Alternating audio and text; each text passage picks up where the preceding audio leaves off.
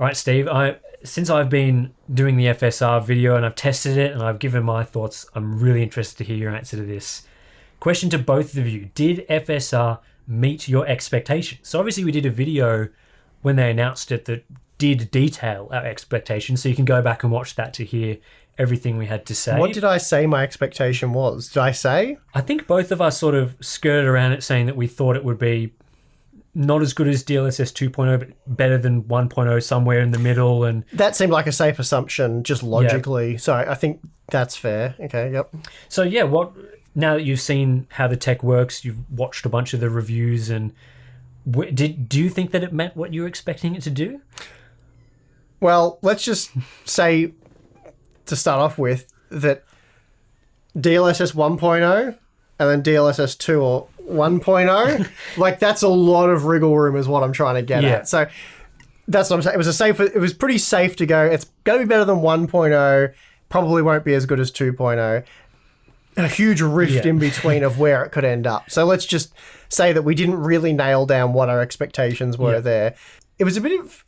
I didn't expect it. Look, I know Cortex said that this was going to happen, and I remember commenting and thinking, okay, well, we'll see.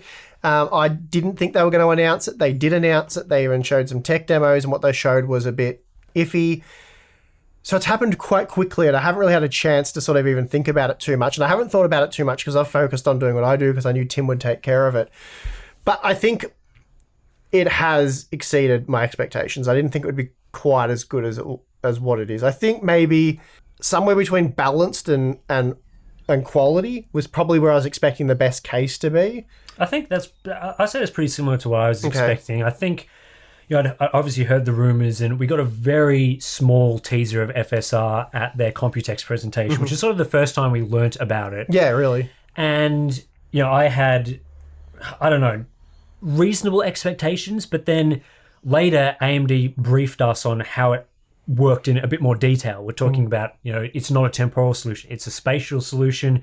It doesn't use AI. And I think when I learnt about those things, my expectations dropped because I thought, well, knowing about how things like DLSS worked, I thought, it's going to be hard to compete with a technology like that without doing similar things to what DLSS does.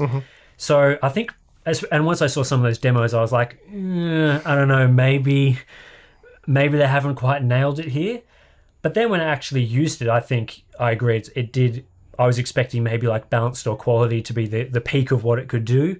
And then, it turns out it was a little bit better than that. Still not the quality of DLSS 2.0, which we talked about in the video. But there was definitely moments during testing where I had to double check whether the feature was on or not in the ultra quality mode, that's a pretty positive sign. And I was certainly, when I saw those things, I'm sort of like, okay, that sort of it surprised me a little bit. I was expecting it to be a bit more noticeable, the quality drop in those modes. So, and we just have to now wait and see about things like the game support list. I think in that regard, the game support is something that didn't really surprise me. I was expecting poor support at launch, or certainly...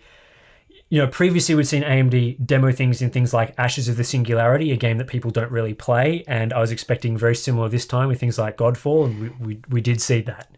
So, again, now it's about them sort of executing on that and improving it. So, we'll see. But, certainly a very promising start, and I think that's reflected in a lot of people's opinions on it as well. So, I think AMD sort of, did an okay job this time.